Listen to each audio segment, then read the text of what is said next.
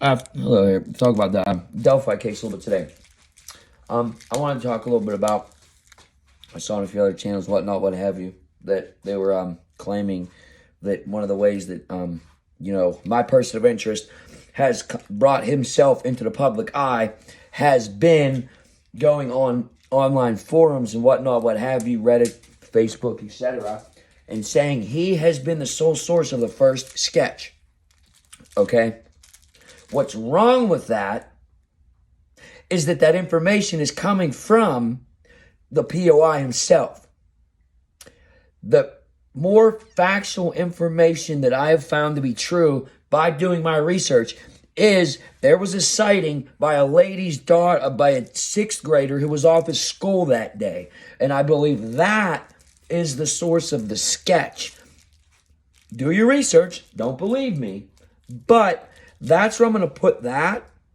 And as far as again, Keegan Klein, Anthony Klein, Tony Klein, Anthony Schatz, all that stuff. There may be some validity to it somewhere along the line to deal with something. But it doesn't have to do with the case of Liberty and Abigail. I'll tell you that right now. I never thought I'd be able to do a YouTube video about any of this. But again, after seeing things over and over and over, and now the waters are being muddied on YouTube by Tony Klein, the peeping pervert in high school. Of course he was. They have to make you, again, they have to, if you know anything about psychology, psychological, anything, come on, man. Like, it's almost like a predictive programming type of aspect type thing. If you hear it, and we hear it so much in the public eye, that these guys are,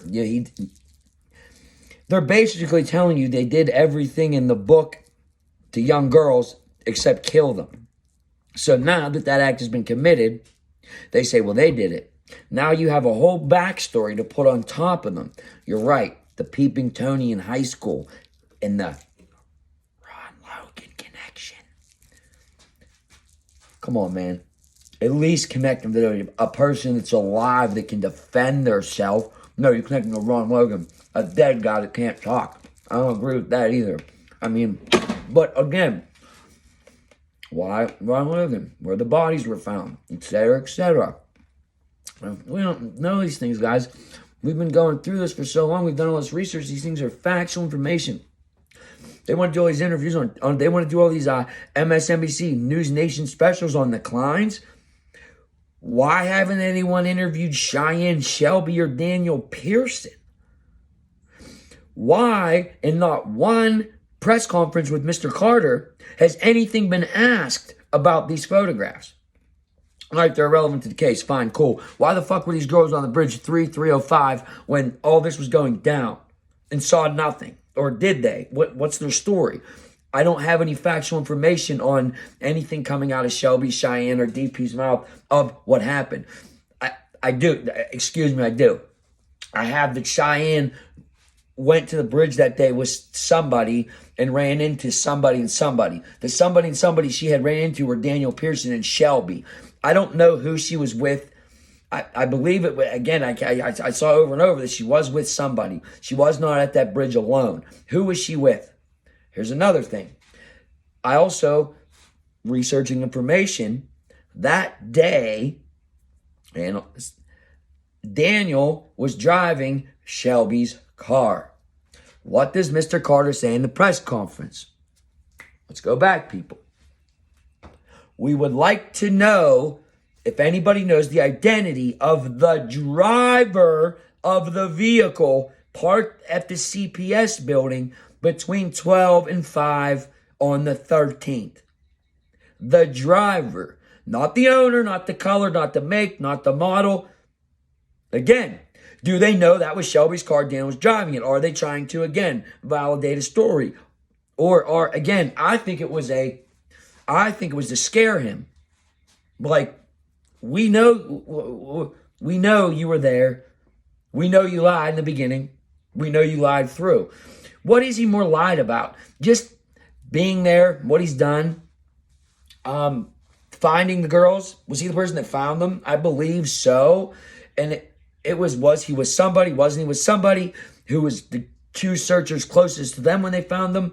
Again, it's a little misconstrued right there of what happened and everything. But again, like that sketch, I mean, come on, man, it looks like the kid. I mean, I don't know.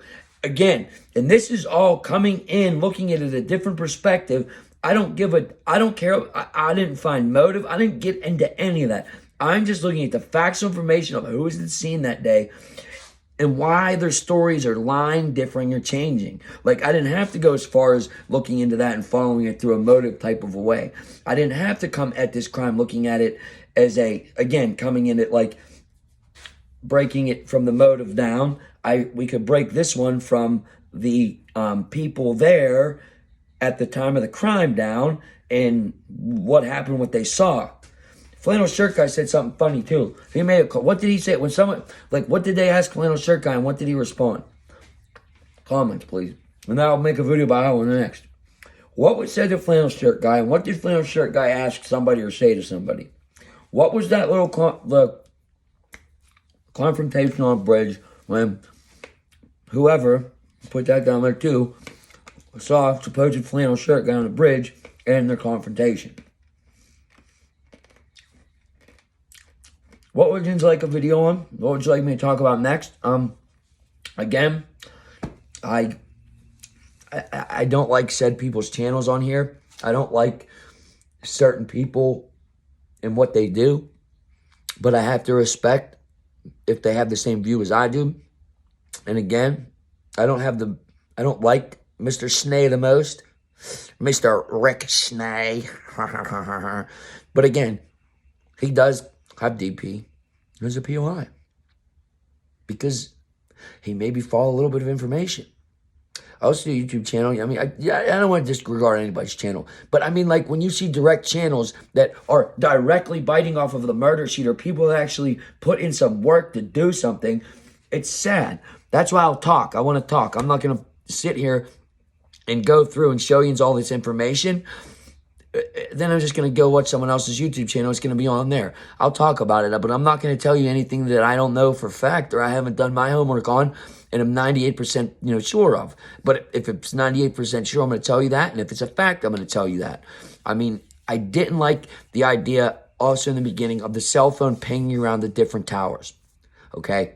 It is a rural area and there are a few cell towers in that area. And when one's not getting the best service, reception, whatnot, or other one is getting a best service, whatever, your cell phone will ping to the nearest tower that is getting the best service at the time, whatnot, what have you, depending on your likes and needs of your phone and your provider. Again, you have 5G, it's going to connect to the closest 5G tower, it's working the best, etc., etc. Do you have a hotspot on your phone? It's going to connect to the closest tower that can provide you with those amenities to use on your phone. Do you understand what I'm saying? So, again, I heard that. And again, that's looking into information, understanding something and digesting it and saying, okay, maybe they weren't taken somewhere, but it just all doesn't make sense at all. I don't know if there's more to it. I just know that right now at the point where I would be at, if I was a lawn LE anybody type of deal, I would be talking to 3 said individuals and looking for a 4 set individual, because I believe Cheyenne went there with someone that day as well. Did she not?